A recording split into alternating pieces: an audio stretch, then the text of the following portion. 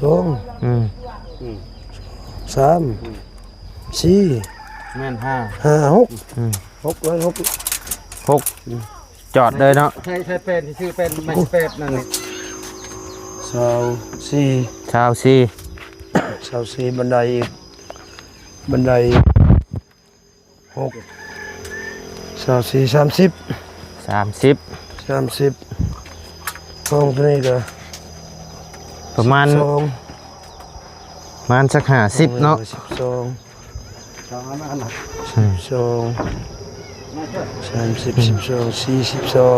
ไวเนาะเห็ดนี่เนาะ 42 แป๊บเดียว3 มื้อ เอา5 มัดโอเคจ้ะอีกเอาเป็นนมให้ประตูเพิ่นก็ได้พี่น้องไงเอามาม่าให้ต้มก่อนเถอะจัก4 5 ห่อพี่น้องไงจับตู้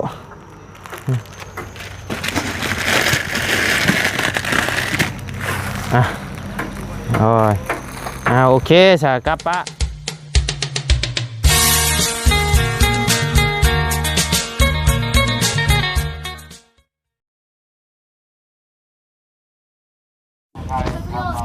โอ้ฮอดพี่น้องเลยเอาเนาะพี่น้องเลยหลังจากที่เข้าไปหาทั้งน้องไส้เพิ่นเนาะพี่น้องเลยทั้งมาได้ก็ได้แบะมาหาทั้งประตูอาเดียเนาะหรือว่าประตู7 ปีเนาะพี่น้องเลยมาบันนี้กับป้าโทพี่น้องเลยตั้งเป็นรูปเป็นด่างเลยเนาะบาทนี่งามพี่น้องเลยขึ้นโค้งขึ้นใส่ไม้48แล้วพี่น้องเลยทางเฮือนประตูอาเดียเนาะแต่ท่านได้ปูแป้นเนาะพี่น้องเลย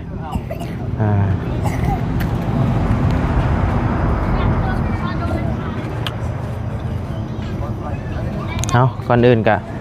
บทักทายสบายดีเนาะพ่อแม่พี่น้อง FC เบิร์ดสุขูสู่คนเพราะว่าอยู่ในและต่างประเทศกะยินดีต้อนรับกับสู่ช่องบ่าวใดพาลุยคือเก่าพี่น้องเลยเป็นเหตุจากคนเด้เหมือนนี้เนาะพี่น้องสร้างเฮือนดังนี่เนาะคือไวแท้พี่น้องเลยวงเกาะวงกบอย่างมาครบบันไดเลยพี่น้องเลยเนาะไวขนาดพี่น้องฮะสบายดีน้องหลานน้อยโดยมาโดนแทะเพิ่นบ่พี่น้องเลยน้องหลานน้อยเพิ่นพี่น้องเลยนี่ก็เป็นเพื่อนน้องหลานน้อยเพิ่นพี่น้องเลยสีก็ยังบ่ทันได้ทาเนาะแต่ว่าเห็นเพิ่นซื้อมาแล้วสีนะพี่น้องเลยเพิ่นซื้อมาแล้วสีเนาะเดี๋ยวมึงก่อนพี่น้องไปเดี๋ยวเข้าไปหาทั้งประตูอาเลียเพิ่นก้อนพี่น้องไปพี่น้องเลยเฮือนซานห้องประตูอาเลียเพิ่นเนาะสิแล้วแหละไวขนาดเนาะมีแต่สร้างมืออาชีพเบิดนี่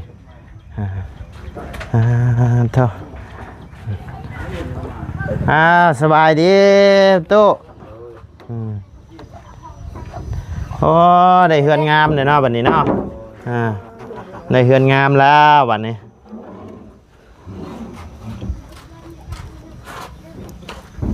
ตั้งมือใดนี่เฮือนนี่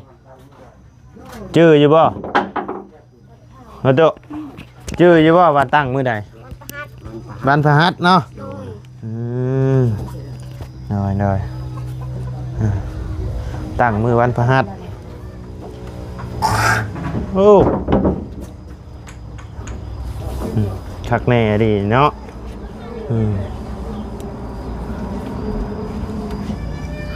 ชื่ออยู่บ่นี่ชื่ออยู่บ่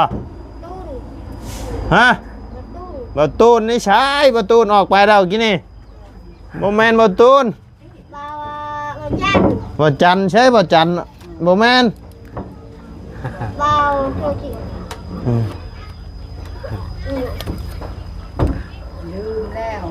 ลืมไว้แท้บ่ได้เห็นกันน้ำมือกะเบาจัน เราจันบอก บ่จันเลยบ่จันออกไปแล้วบ่แม่น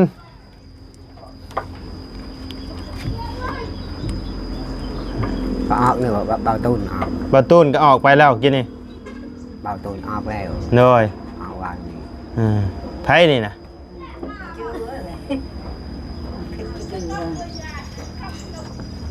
ลืมแล้ว ลืมเลยโอ้ยเนาะบ่ได้มาดำ4-5มื้อนี่ก็ลืมเลย มาเตียง บ่เตียงโอ้ยไปฮอดบ่เตียงแล้วบัดนี้พี่น้องเอ้ย เราไล่ โดยแม่นแล้ว เราไล่เราไล่ บ่ไล่เนาะเด้อนี่เด้อบ่ไล่ คิดบ่ฮอด คิดบ่ฮอด โดย บ่แม่นลืมกันละบ่เนาะ บ่ได้ลืม บ่ได้ลืมบ่ยันบ่ลืมกันแหละ โดย ลืมแหละ บ่ลืม บ่ลืมเนาะ โดย คือว่าลืมแล้วบ่โลยบ่ แต่คนเกะเฮ็ดอยู่ก็ลืมชื่อ โดย บอก3เทื่อ4เทื่อก็โอ้ยไป โดย กันอยู่เฮิกนี่แห้งก็ติ๊ก เอ บ่ได้ชื่อ โดย เคยไปไปเจอหน้า กันอยู่เฮิงยังเต็กติ โดย มื้อย่อเฮือนย่อชานน่ะหายังชูน่ะชูเพิ่นกินน่ะตุ โอ้ยเฮาบ่มี บ่มี โดย แล้วได้หายังไว้ให้เพิ่นกินมื้อย่อเฮือนน่ะ เอ้ยบ่มีอาหารกิน บ่มีอาหาร โดย เพิ่นมาย่อซอยซื่อ โดย ๆโดยเสาเฮือนประตูเพิ่นใส่น็อตแน่นี่เนาะ โอ้ย พักได้นี่พี่น้องเอ้ย นัด หาที่นี่แต่เห็นเสาเฮือนประตูอันนี้เพิ่นนี่แหละพี่น้องเอ้ยเจาะใส่น็อตเนาะเพราะว่าเห็นแต่ละหลังนี่มีแต่ตั้งไว้ซื่อ โดย ๆคักๆนี่แบบนี้นี่ต้องให้เพียงกันข้างแน่ได้นี่อันนั้นตั้งไว้ซื่อๆดอกบางเทื่อก็บ่ได้บางเทื่อก็บ่ได้ตัดบางเทื่อก็บ่ได้เตะตีนเสาจำเนาะอยู่อันนี้โอ้ฮักพี่น้องเลยนี่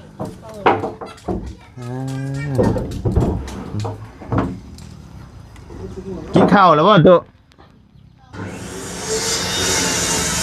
กินแล้ว กินแล้วโอ้เดี๋ยวนี่ไผแน่เข้ามาหามื้อนี้บ่จื้อซ้ำเนาะได้ยินอยู่บ่ ได้ยินก็แห่ บ่ได้ยิน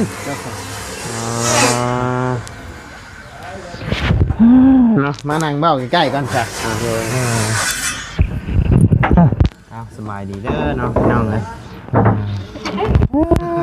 บ่เจอจักเทื่อเนาะมายามใดก็บ่เจอโอ้ได้เฮือนงามเนาะตู้เนาะบัดนี้เนาะ โดย ดีอกดีใจน้ำลาย โดย ๆมีเฮือนมีซานงามๆอยู่แล้วบัดนี้ถูก โดย อยู่มีแห้ง เพื่อออกพี่น้องเลยมีอัพเลยตู้ได้กินอยู่วะ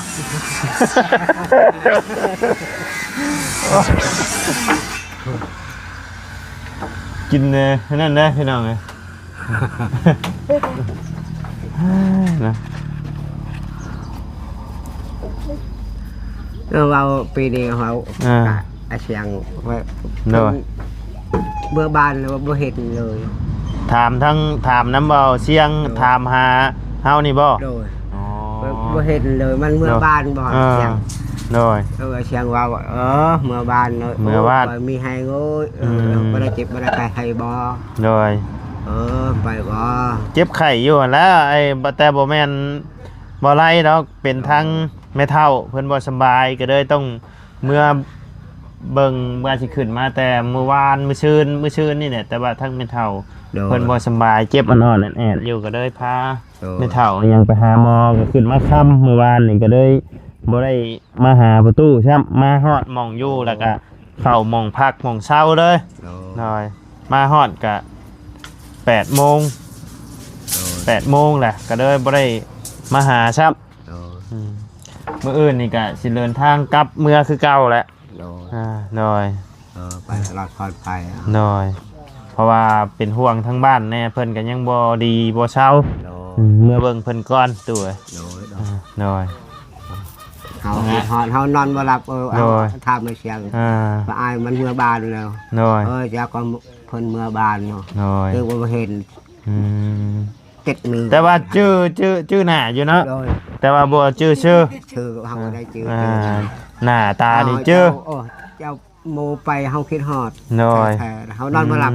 ลับจะนอนอยู่ไสซุมื้อนี่นอนอยู่กันนอนอยู่หลังนี่บ่นอนอยู่พุ่นอยู่ก็เรียกว่านอนอยู่หลังใหม่นี่ให้แล้วกันเนาะเพิ่นปูแล้วบ่แป้นนี่โอ้ปูแล้วเนาะเดี๋ยวมากินนี่คิดว่ายังบ่ได้ปูแป้นพี่น้องมาวันนี้มันปูแล้วเนาะโอ้ชาวเฮือนประตูว่าดิแน่นหนาหกเลยพี่น้องใส่น็อตทั้งพื้นทั้งเทิงเลยคักด้วยจักเม็ดนี่ความยาวความกว้างจักอยู่บ่จักแล้วฮะ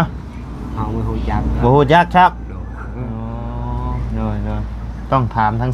ไอ้สร้างเพิ่นพี่น้องว่าความกว้างความยาวเท่าไหร่เนาะ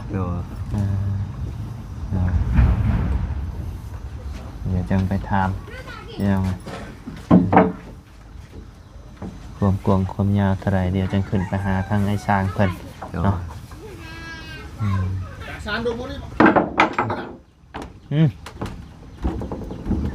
ยังอ่ะเพิ่นมาช่งยังกันนะ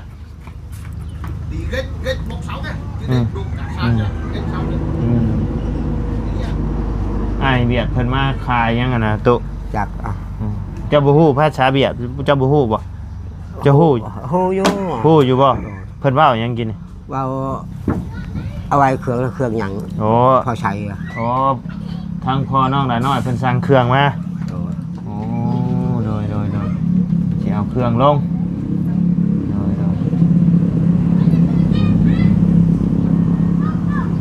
ทรายบ่จากอะไรเดี๋ยวจังเบิ่งกันพี่น้องเพิ่นเอาอีหยังมาลงเนาะเพิ่นโมอยากได้นี่ก็เด็ดนี่อยากโปเฮือนเอาขี้ดินมาทอกโดยเอาขี้ดินมาทอกเพิ่นสิเทเพิ่นสิทอกเทเฮือนนี่เฮือนกาเลยนะโดย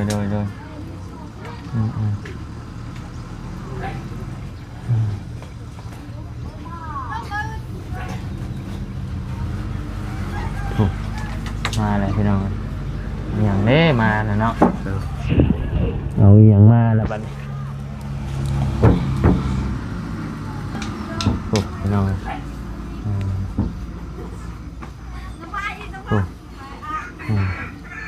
ทรายบ่หรือยังน่าจะเป็นทรายเนาะทางบ่บุญเพิ่นนั่นอยู่พี่น้องมีชายแล้วทรายโอ้บันไดเพิ่นเฮ็ดให้เรียบร้อยแล้วบ่นี่หรือว่าเฮ็ดอันนั้นไว้คือต้องเฮ็ดบันไดใหญ่ขึ้นพี่น้องพอดีเลยเนาะแป้นนี่เนาะพอดีแล้วพอดีเลยพี่น้องเพิ่นตั้งมื้อวันพฤหัสมื้อนี้วันเสาร์เนาะโอ้ไวได้นี่เชื่อ2 มื้อ 3 มื้อเนาะ3 มื้อทั้งมื้อตั้งพี่น้อง3 มื้อทั้งมื้อตั้งแล้วแหละป้าพาขึ้นเบิ้งทั้งเฮือนในโต๊ะไปเฮือนงามเลย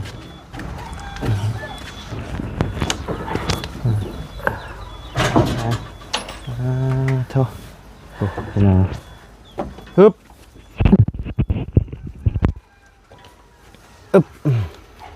ฮึบโอ้ใส่บงกบเดี๋ยวเนาะ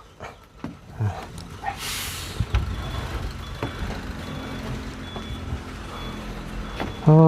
สร้างได้มาเห็ดอยู่พี่แบบนี้เนาะโดยสบายดีเด้อโดยจะนอนอยู่พี่เลยบ่หรือว่าไปกลับเที่ยวเอาบ่โดยลูกตอกลูกติ่งนี่ใส่จักมัดนี่ฮะยังไม่ได้วัดลองบัดเบิ่งดูหาทางเบาเสียงเพิ่นมาให้ถามให้แน่เพิ่นมา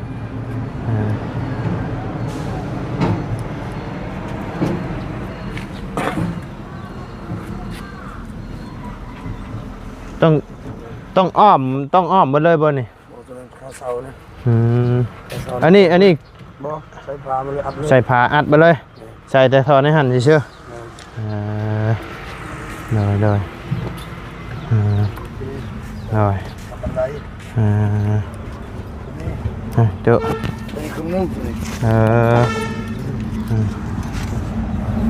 มาตัวนะ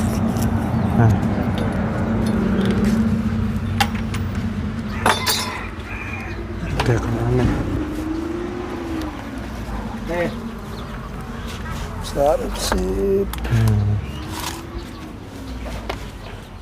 น้ำเลยจุดนักเป็นแบบให้เพิ่นแทกมือก่อนพี่น้อง2 มัด 4 มัด งามอยู่เนาะเห็ดชงนี่ก็คักอันนี้ 4 มัดบ่ประมาณลูกติ่งใช้มัดแฮวนี่เลย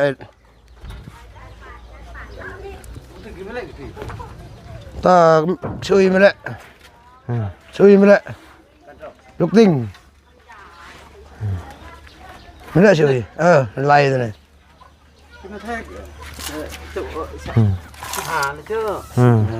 สบายดีเด้อเฮ็ดน้ำกัน3 คนบ่อ๋อโดยเพิ่นมาชงยังกันนะชงแห่ทรายสิก่อเฮือนออกเพิ่มบ่โอ้นี่ใช่อ๋อสิโบกห้องน้ำนี่บ่อ๋อเทกันฉาดนี่บ่อ๋อโดย10 ปูนปัดอย่างนี้6มันมันจะ90chỗ ha chắc là bên này chỉ cái đấy chỉ đâu đúng xuống 3 4 แม่น5 6 จอดเลยเนาะใช่เป็นที่ชื่อเป็นไม่เป็ดนั่นนี่นะไม่ใช่ใช่จะดาวที่สวยงามโดยแต่ทั้งช่างเนี่ยที่ไล่มันติดอ๋อโดยใช้ไม้18ใช้ไม้18เอาแนบเขาเลยเนาะอ๋องามเลยนั่นกับพี่น้อยคันใช้ลูกติ่งเนี่ยมันสิห่างเนาะแม่นใช้ไม้18แนบเข้าไปเลยโดย18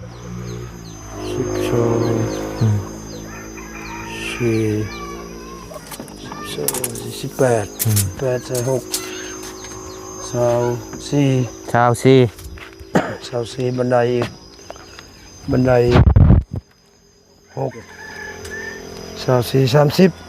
30ห้องตัวนี้ก็ประมาณสัก50เนาะ12 ไว้เนาะเห็ดนี่เนาะแป๊บเดียว3 มื้อ5 มัด5 มัดเนาะโอเคจ้ะ5 มัดเรือนึงก็ยามันพอละยามยักนั่นเลย5 มัดเนาะ5 มัดเลยใส่ลูกดอกติ่งเลยเนาะcho lên trong kia là chủ gì rồi mai cho này mai chứ mà bác ra kia cái mai cho đến ta sẽ bù thôi ก็ต้องตอกอยู่นอกก่อนว่าจังเอาไปใส่พุ่นใช่ไหมให้ดอกมีแต่สร้างมืออาชีพบ่เนาะไว้ดอกแล้วนี่ยังไง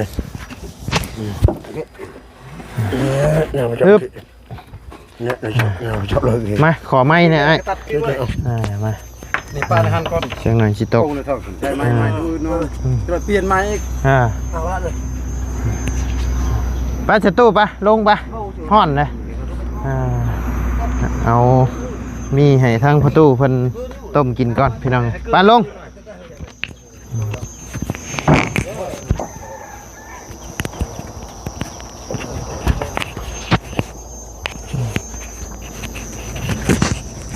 โอ้ฝนสิตกได้ตู้เอ้ยนี่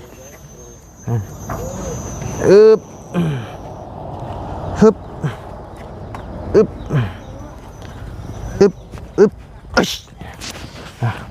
ไปตุ๊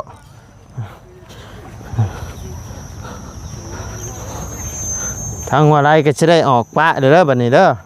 โดยมื้อหน้ามื้อในใจสิมาเยี่ยมมายามใหม่พี่น้องเอ้ยฮ้อนแห้งไอ้ดีเนาะฮ้อนบ่ตุ มันจะพันตกนี่แล้ว ฮ้อนฝนสิตกเนาะตู้นมเด้อโดยโอเคจ้ะอีกเอาเป็นนมให้ประตูเพิ่นก็ได้พี่น้องเลยเอามาม่าให้ต้มก่อนเถอะ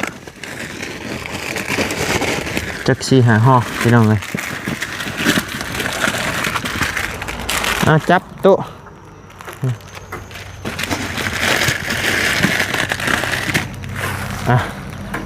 โอ้ยโอเคสากลับปะเดี๋ยวเลิกบันนี้เด้อไปเวียกไปงานต่อก่อนโดยสบายดีโดยสาธุเนาะไป